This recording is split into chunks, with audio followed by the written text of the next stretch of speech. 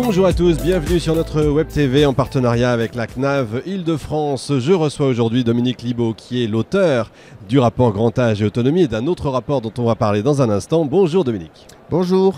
Alors quel est ce rapport justement? Voilà, on commence par ça. Alors, après mon travail sur Grand Âge et Autonomie, qui avait mis en évidence notamment la question de ce que j'appelle le parcours de la personne âgée et la complexité de la relation avec les acteurs et le service public de la personne âgée et des aidants. J'avais envie d'aller plus loin sur ce sujet et j'ai reçu une commande des ministres sur simplifier la vie des personnes âgées et handicapées. La commande était étendue aux personnes handicapées avec Sophie Cluzel à l'époque. Ouais. Et j'ai remis mon rapport juste avant le changement de gouvernement et finalement je préconise la mise en place d'un véritable service public territorial de l'autonomie. Et on est dans ici on parle d'innovation. Je pense que l'innovation elle doit aussi être dans l'organisation du service public.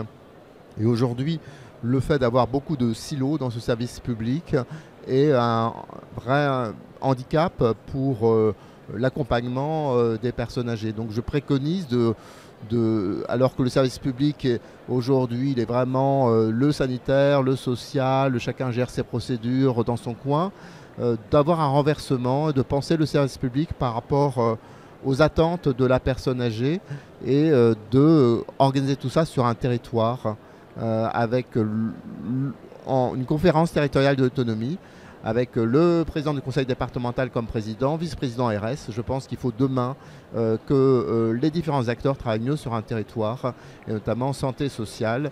Et ceci, il travaillera avec un cahier des charges qui serait défini par la CNSA sur les 4 grandes missions du service public territorial de l'autonomie, qui pour moi sont l'information, l'accueil d'orientation, la gestion des droits, les services concrets et la prévention. Et c'est à partir de ce cahier des charges, ils organiseraient des choses sur le territoire. Ce qui est important, c'est de comprendre que l'innovation, c'est pas que l'innovation technologique, mais c'est aussi l'innovation dans les faits, sur le terrain, quoi. Oui, d'ailleurs, moi je vois dans un salon comme ici, l'innovation, c'est aussi l'innovation évidemment organisationnelle. Et même ceux qui travaillent sur les technologies, très rapidement, ils arrivent au fait qu'ils doivent proposer du service. Enfin, la technologie n'est rien sans du service et sans la coordination d'acteurs. Et ça, tous ceux qui travaillent sur le sujet du grand âge le voient bien. Donc, les acteurs doivent mieux travailler ensemble, mais le service public aussi doit bouger. Et donc voilà, c'est ça maintenant je pense la grande ambition qui doit être pour les prochaines années. Je comprends. Est-ce qu'il y a un fait majeur de 2022 que vous retiendriez sur le secteur, plus que d'autres? J'ose dire, ce qu'on retient de 2022, c'est quand même l'attention toujours persistante sur les métiers. Malgré les mesures prises par les pouvoirs publics, notamment à travers le Ségur santé, les accords Laforcade, les tensions restent vives, tant dans le domaine des EHPAD que dans le domaine du domicile. Et je pense que la priorité, c'est vraiment de continuer à travailler très très fort sur ce sujet d'attractivité des métiers qui est à la croisée des chemins et qui est la source de tous les progrès qu'on peut faire, mais progrès ou éviter les régressions, parce que malheureusement, je pense que les risques de régression ne sont pas nuls si on ne s'attaque pas très fortement à ce sujet. Les grands enjeux selon vous pour 2023, ce serait quoi? C'est-à-dire dans quelques semaines déjà. Oui, de toute façon, c'est une politique qui demande énormément de cohérence et de continuité. Donc, il ne faut pas de bouleversement en fait, d'une année à l'autre. Il faut surtout beaucoup de cohérence et de continuité. Il faut de l'anticipation pour ne pas être dans une action publique qui gère uniquement les crises et simplement mettre des rustines ou pour quelques mois. Je pense que ça, ce n'est pas une action publique efficace. Il faut une action publique programmatique qui prenne toute la mesure de ce qui nous attend avec le choc démographique du triplement depuis 85 ans entre maintenant et 2050. Et plus on tardera, plus ça coûtera cher en fait aux finances publiques et plus on aura des crises. Donc il faut anticiper, il faut travailler énormément sur la prévention. J'aimerais bien, et là donc le ministre a lancé un CNR sur la prévention.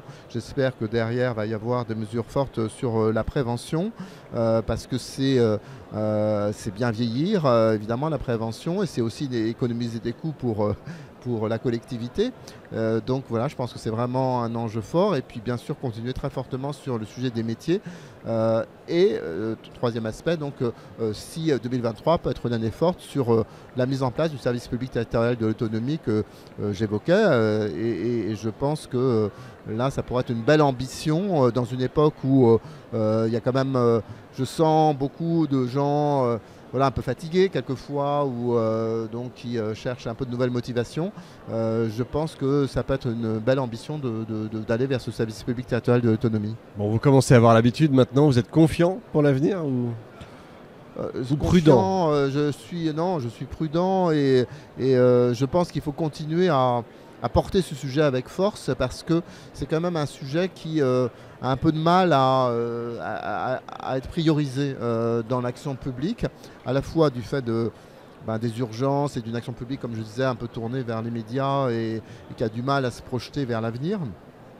Et aussi parce que le sujet grand âge, je pense qu'il fait un petit peu peur quelquefois, alors que je le dis souvent, en travaillant sur les métiers, on travaille aussi sur des possibilités pour les jeunes générations de trouver un avenir professionnel intéressant. Si, encore une fois, on fait évoluer ces métiers pour qu'ils soient sur le relationnel, qu'on arrive à montrer et à faire que dans la réalité, ça soit vraiment des métiers qui travaillent sur la relation avec les personnes et pas simplement des métiers techniques, à ce moment-là, ça peut être effectivement donc un travail bien sûr sur le bien vieillir du grand âge, mais aussi sur des nouvelles perspectives pour les jeunes. Et donc voilà, je pense que... Et puis on voit derrière... le grand âge, c'est aussi beaucoup d'innovation, donc il ne faut pas avoir une vision évidemment passéiste et donc de ce sujet. Il faut se dire quelles innovations, comment peut-on mieux travailler ensemble, et je trouve que c'est un très bel enjeu sociétal de remettre l'humain d'une certaine façon au cœur de notre société. Merci Dominique, on sera vigilant en tout cas. Voilà, fin de cet épisode. Retrouvez tous les autres à l'adresse qui s'affiche en bas de votre écran évidemment. Un grand merci à notre partenaire, la CNAV Île-de-France. On se retrouve dans un instant avec un nouvel invité.